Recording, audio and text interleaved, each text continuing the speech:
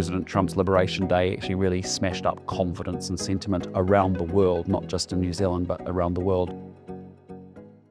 Kia ora. We're here today with Prime Minister Christopher Luxon. Chris, would you prefer Chris? Chris is great. Great to be with you.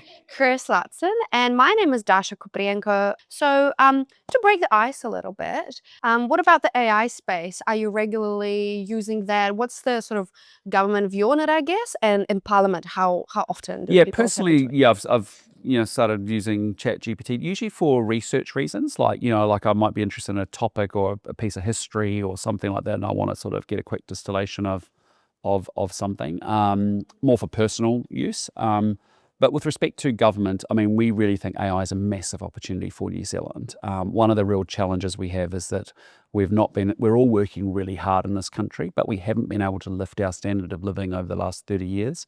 And a big reason for that, and one of the big contributing factors, is we're not embracing enough technology innovation, and certainly AI comes into there big time, because that's ultimately how government will get much more efficient. It's ultimately how our businesses will get more efficient as well.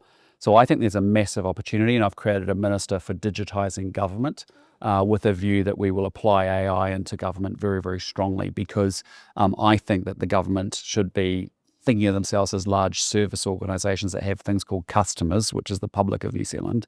And the way we get that change in mindset will be the adoption of AI in particular. So, and you think about the multiple use cases for it across someone as a member of the public interfacing with the New Zealand government, rather than having to deal with all these government agencies, to be able to use AI to crash through all of that and then to reorganise public service and government in the background would be great. Oh, that sounds good. Sort of like a chat agent to, there's something like, you look at how, AI is not coming, it's here. And even in the last 3 to 6 months, you look at what, in the commercial world or in the private sector, how it's being applied and used. And you look at government, and we're still stuck 10 years ago in old ways of thinking and old ways of working, and technology can disrupt all of that beautifully, which is great. Just got to be careful with privacy. Yeah, there's certainly some things to think through with respect to AI, and we need to be reassured that the risk is well managed. But again, we'll work with other countries on developing, because you need global frameworks around protecting ethical AI and a bunch of other things that we need to be considering very deeply. The UK often leads out very strongly, I think, in some of the AI thought around legislation and protection that we need. So we'll do that as a partnership with other countries. But actually, the real size of the prize is actually on the positives of it, and how transformative it can be for New Zealand as a country, for businesses, but as I say, for government in particular. Amazing. And moving on to today, you're visiting Northcote. So there's been much said about Auckland lagging behind other regions in terms of economic recovery and growth. Do you have a message to small businesses doing it tough in this city right now? Yeah, look, I think just if I back up a little bit, my government's been in power, 18 months, coming up 2 years, I guess. And, what we inherited was the biggest recession since the early 1990s. New Zealand had a large hangover from COVID, and in fact, the way that the economy wasn't managed meant that we were the second most stimulatory government in the world, and as a result, that really made the cost of living worse for New Zealanders, and it also affected our financial debt track going forward. So there's no doubt about that we've had to wrestle with that. And the third thing is that we had good growth at the end of last year, good growth at the beginning of the year, and then President Trump's Liberation Day actually really smashed up confidence and sentiment around the world, not just in New Zealand, but around the world. Now we're growing positively again, and we'll step up growth in the last quarter of this year. So I think our government's doing the right things for the long term to build the New Zealand and the potential we want to see. But it is two speed at the moment. If you're in primary industries, the South Island and rural communities, you're really experiencing growth. Interest rates are down, commodity payments are up. You've just seen Fonterra want to return $3.2 billion to some of its farmer shareholders.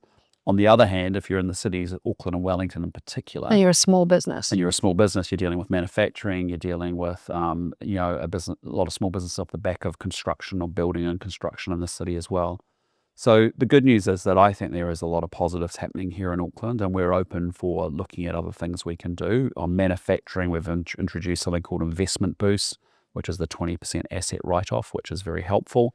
And then on the construction piece, we've got Fast Track up and running and getting projects happening quicker.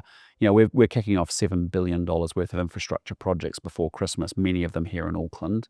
and that's creating new jobs and opportunities for small businesses. But I'd also just say, having come from a business world, when I've gone through negative cycles before, or recessions in North America or around the world, is that it's a great opportunity for you to not be complacent, that when the tide goes out, big rocks get exposed that often you don't see when the tide's in.